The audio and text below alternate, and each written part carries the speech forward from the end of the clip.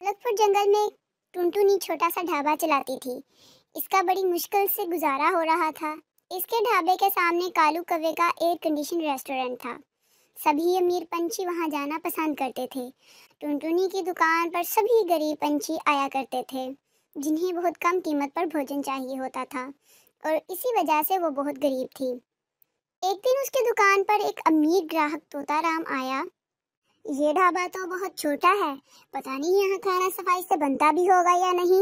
हाँ, मैं बहुत सफाई से खाना बनाती हूँ, कहिए आप क्या खाएंगे? दरअसल वो सामने वाला रेस्टोरेंट पूरा भर चुका है। संडे के कारण वहाँ की प्री बुकिंग हो चुकी है और मैं बहुत भूखा हूँ, इसीलिए सोचा यही खाना खा लूँ। जो कुछ भी आपके ढाबे पर है ले आइए। ज्यादा ऑप्शन तो मुझे यहाँ दिखाई नहीं दे रहे।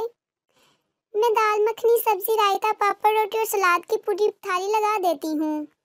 हाँ, इतना तो मैं खा ही जाऊंगा। कोई डेजर्ट हो तो वो भी ले आइए। डेजर्ट? वो क्या होता है? मेरा मतलब है कि खाने के बाद कुछ मीठा हो जाए तो मज़ा आ जाए। हाँ हाँ, क्यों नहीं, मैं मीठे में खीर और बेसन के लड्डू दे सकती हूँ। अकेले काम करने के कारण मैं ज़्यादा पकवान नहीं बनाती, तो कोई हेल्पर रख लीजिए। हेल्पर की सैलरी मैं कहाँ से दे पाऊंगी? मेरा तो खुद बड़ा मुश्किल से गुजारा होता है। कुछ ही देर में टुनटुनी ने तोताराम को प्लेट भरकर खाना और एक कटोरी खीर की दे दी। खाना तोताराम को बहुत पसंद आया। अरे वाह वाह, खाना तो बहुत ही स्वादिष्ट है। इसमें तो होटल वाला नहीं, माँ के हाथ वाला स्वाद है। कितने पैसे हुए? तारीफ के लिए शुक्रिया। 40 थाली और 20 खीर के पूरे 60 रुपए। सिर्फ 40 रुपए? और काजू बादाम वाली खीर सिर्फ 20 रुपए में? ऐसे तो आप लुट जाएंगी। यहाँ से गरीब पंछी ही खाना खाने आते हैं। मैं कम कीमत में उन्हें जितना खाना खिला सकती हूँ मैं खिलाती हूँ। ओह, आप गरीबों की मदद की गर्ज से ये ढाबा चला रही हैं। आप बहुत ही नेक काम कर रही हैं। मैं अगर उस बड़े रेस्टोरेंट में खाना खाता तो ये थाली मुझे कम से कम 200 रुपए की पड़ती। इसीलिए मेरी तरफ से आप 200 लीजिए। इसको मेरा एहसान नहीं बल्कि नेक काम में मेरा हिस्सा समझ लीजिए। टुनटुनी ने बहस नहीं की और 200 रुपए काट कर बाकी पैसे तोताराम को दे दिए। मुझे आपसे मिलकर बहुत खुशी हुई। क्या मैं आपके ढाबे की एक वीडियो बना सकता हूँ? क्यों, क्या तुम पुलिस वाले हो? मेरा ढाबा तुम बंद करवाने आए हो? अरे नहीं नहीं, मैं एक यूट्यूबर हूँ और मेरे 1 मिलियन से भी ज़्यादा सब्सक्राइबर हैं। मैं ये वीडियो यूट्यूब पर डाल दूँगा कि कैसे एक गरीब चिड़िया गरीब पंछियों को कम कीमत में खाना खिलाती है और उनकी मदद करती है। टुनटुनी के ढाबे के ग्राहकों से बात करते हैं। मुझे टुनटुनी के ढाबे का खाना बहुत स्वादिष्ट लगता है। इसमें रेस्टोरेंट जैसा बिल्कुल भी नहीं, बल्कि माँ के हाथ जैसा स्वाद है।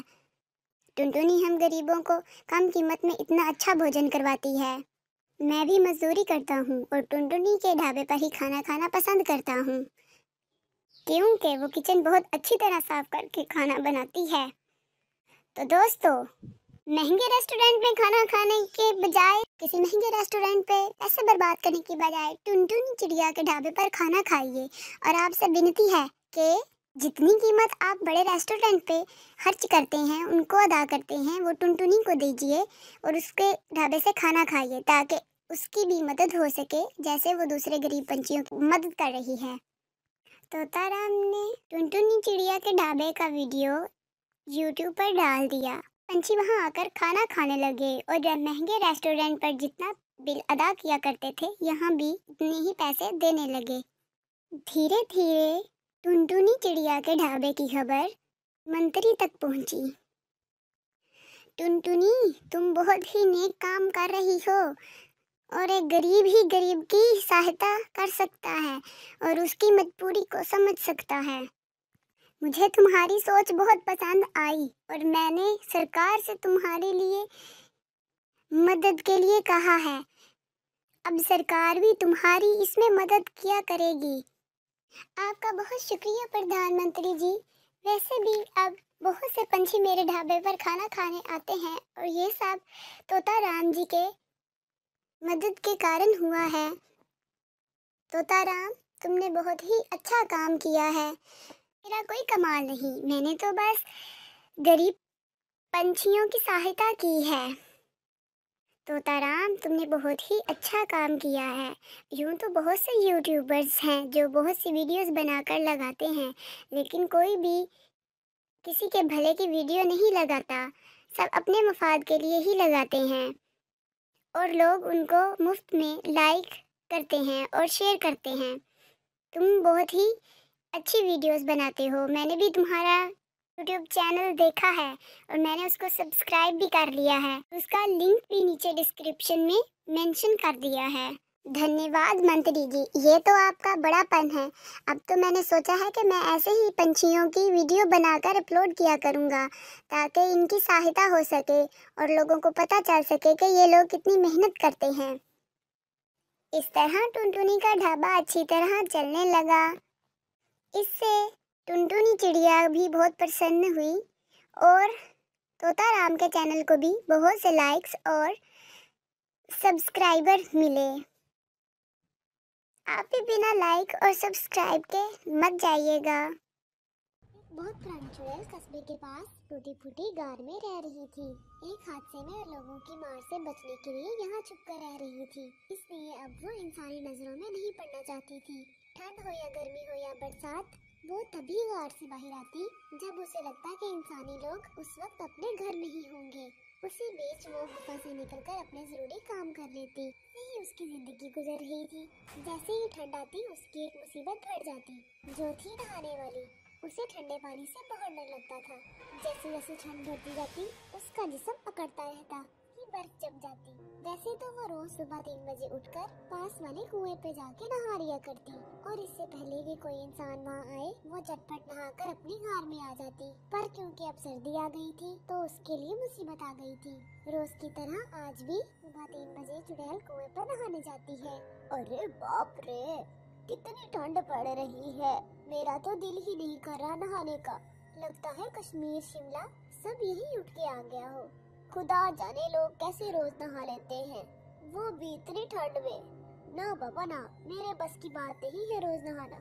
तो मेरे नहाने का मुहूर्त तभी निकलेगा जिस दिन धूप आएगी या फिर सीधा गर्मियाँ आएंगी तब। चुड़ैल नहाने के लिए कुएं के पास गई तो थी और उसने एक बाल्टी पानी भर के भी निकाल दिया था, पर जैसे ही उसे ठंडे पानी से भरी बाल्टी में अपनी एक उंगली डबोई उसकी सिटी बिटी गुल हो गई।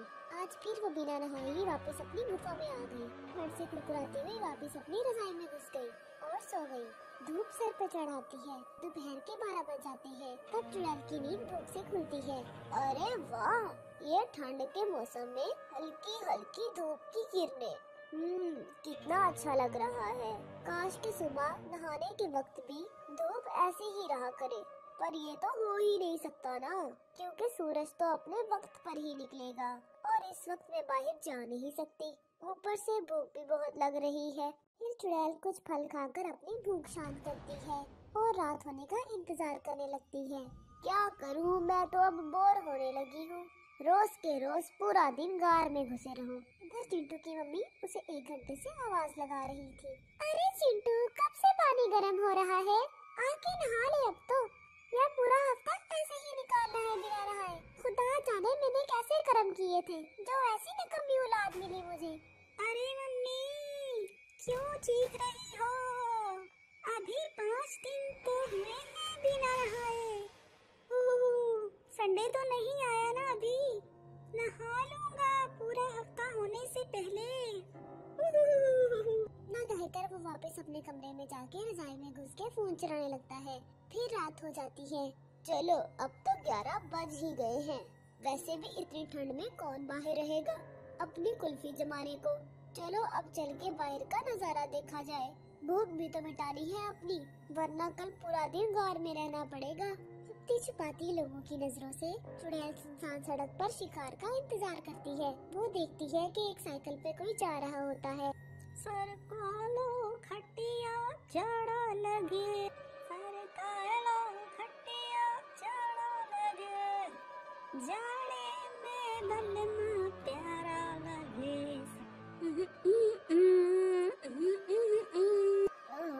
खटिया सड़कानी है, चल आजा सरकाते हैं। खटिया दोनों साथ में। ये कहकर वो साइकिल वाले के छींटरे छींटरे कर देती है और उसका सारा खून पी जाती है और उसका मांस खाकर अपनी भूख मिटाती है। कुछ तो गर्माहट आई और पेट भी भर गया। अब यहाँ ज्यादा देर रुकना सही नहीं, किसी ने देख लिया तो लेने के देने पड़ जाएंगे। फौरन वहाँ से चुड़ैल रफू चक्कर हो जाती है। फिर सुबह के 3 बजते हैं और चुड़ैल जैसे तैसे हिम्मत करके कुएं पर नहाने जाती है, पर ठंडे ठंडे पानी को छूते ही उसका इरादा फिर बदल जाता है और वो बिना नहाए फिर से वापस आ जाती है। इसी तरह 1 महीना निकल गया। अरे अरे, इतनी खुजली क्यों हो रही है मुझे? ऐसा तो मैंने कुछ नहीं खाया जिससे मुझे एलर्जी हो जाए। कहीं ऐसा तो नहीं मैंने किसी खुजले वाले इंसान को अपना शिकार बना लिया हो, उसके खून की वजह से मुझे खुजली की एलर्जी हो गई हो। नहीं नहीं, ऐसे में मैं कहाँ जाऊंगी? डॉक्टर पर जा नहीं सकती और दवाई मुझे पता नहीं है, क्या करूँ? हाय राम, खारिश कर कर की हालत खराब हुई जा रही है। 1 महीना हो गया था चुड़ैल को बिना नहाए, जिसकी वजह से उसके पूरे जिस्म पर खारिश होने लगती है। पर चुड़ैल को अंदाजा ही नहीं था कि ना नहाने की वजह से उसके जिस्म पर गंदगी से खारिश हो रही है। इधर कुएं के पास वाले घर में ममता और लाला खाना खा रहे थे। तभी ममता नाक सुकड़ते हुए बोलती है, अरे आपको भी क्या बदबू आ रही है या मुझे ही आ रही है सिर्फ? बदबू? कैसी बदबू? मुझे तो नहीं आ रही। ठंड का बहाना बनाकर हफ्तों नहीं नहाते, उसे तो वैसे भी आदत हो जाती है गंदी बदबू की। तुम्हारे नाक को तो वैसे ही आदत रहती है सर्दी में इस बदबू की। बकवास बंद करो और चुपचाप खाना खाओ और सो जाओ। मुझे सुबह ऑफिस भी जाना है। और ये क्या रोज रोज नहाना नहाना लगाए रखती हो? ये परफ्यूम डियो हम जैसों के लिए ही कंपनी बनाती है, वरना बताओ इन्हें कोई क्यों खरीदेगा? बोलो बोलो, हम जैसे लोग ही इनको रोजगार देते हैं। देखा जाए तो जाके दुकान वाले से पूछना, सर्दी में उसकी दुकान से कितने परफ्यूम और डियो बिकते हैं। बड़ी आई नहाने का पाठ पढ़ाने वाली। नोक झोंक के बाद दोनों जाके सो जाते हैं। यहाँ रोज की तरह चुड़ैल अपना शिकार करने सड़क पर जाती है। जो बकरा फंसता उसका खून पीकर कुएं पे नहाने चली जाती है। पर महीने भर ना नहाने की वजह से जहाँ जहाँ से वो गुजरती हर जगह बुरी बदबू फैली जा रही थी, जिसकी वजह से लोगों की नींद खुलने लगती है। लगता है गंदी बदबू चिंटू के कमरे से आ रही है। इस घर में वही है मलच्छी जिसको नहाने में मौत पड़ती है। अभी पूल पार्टी करने का बोल दो तो नहाने में कोई मसला नहीं होगा उसको।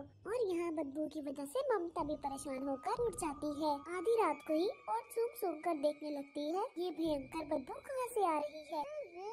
ये सड़े चूहे जैसी बदबू कहाँ से आ रही है? वो लाला को देखती है और उसे सूंघने लगती है। लगता है ये लाला जी से ही बदबू आ रही होगी। यही तो नहीं नहाते ही हफ्तों तक, जब कीड़े पड़ेंगे तभी समझ आएगा इनको। मैं तो इस झंड में नहीं सो सकती। इधर चुड़ैल रोज की तरह कुएं से पानी निकालती है और उसे छू कर देखती है। अरे बाप रे, लगता है जैसे जिसम में करंट दौड़ गया। कितना बर्फीला पानी है। अरे नहीं नहीं, मैं नहीं नहा सकती इस बर्फीले पानी से। मैं ऐसे ही सही हूँ। अब तो जब गर्मियाँ आएंगी तभी नहाऊंगी। और तो फिर से बिना नहाए ही वापस आ जाती है। अरे मरी रे मरी, क्या करूँ, कहाँ जाऊँ? इस खुजली से कैसे छुटकारा पाऊँ? ना ठीक से सो पाती हूँ ना शिकार खा पाती हूँ।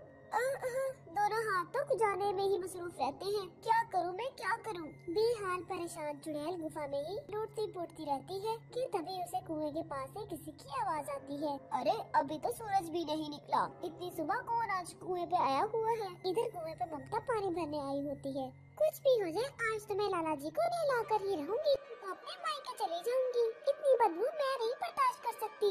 आज मैं पहले ही पानी गर्म करने वाली रॉड लगा दूंगी और उनके नहाने से पहले ही गर्म पानी वहाँ रख दूंगी। फिर देखती हूँ आज कैसे नहीं नहाते। पानी गर्म करने की रॉड, ये क्या होता है? लगता है इसका पति भी नहीं नहाता है रोज, तभी परेशान हो रही है ये। चल के देखो तो सही भला ये किस जादू की बात कर रही है। फिर चुड़ैल चुपके चुपके ममता के पीछे जाती है और ममता को पानी की बाल्टी में रोड लगाता देखती है। 15 मिनट में पानी गर्म हो जाता है। ममता लाला जी को गर्म पानी से नहाने का कहती है। मेहरबानी होगी तुमकी मुझ पे, तो नहा लो आज। पूरे गाँव में बदबू फैला रखी है, देखो अभी भी कितनी बदबू आ रही है। ममता को पता ही कि वो बदबू चुड़ैल से आ रही है, ना कि लाला की। लाला गर्म पानी से नहा के आता है बिना कोई नखरे किए हुए। तो ये बात है, क्यों ना मैं भी इस रोड को आजमा कर देखूं। अरे पर घर में तो बिजली ही नहीं है, पानी गर्म कैसे होगा? फिर चुड़ैल किसी भी तरह से ममता के घर में ही उस रोड से पानी गर्म करती है और गर्म पानी की बाल्टी लेकर घर में चली जाती है। फिर घर के अंदर ही नहाती है। अरे वाह, आज तो सच में मजा आ गया। ये कैसा जादू है इंसानी लोगों के पास, जिस पर ठंड में भी नहाने में गर्मी वाले मजे। आज महीनों बाद नहाकर कितना मजा आ रहा है और कितना सुकून मिल रहा है। तभी चुड़ैल नोटिस करती है कि उसकी खुजली भी बंद हो गई है। लगता है ना नहाने की वजह से ही खुजली हुई थी। अब ऐसा कभी नहीं करूँगी। अब चुड़ैल हर 2-4 दिन में छुपके किसी न किसी इंसानी घर से रोड से पानी गर्म करके लाती और नहाती। अब वो ठंड में भी नहाने लगी थी।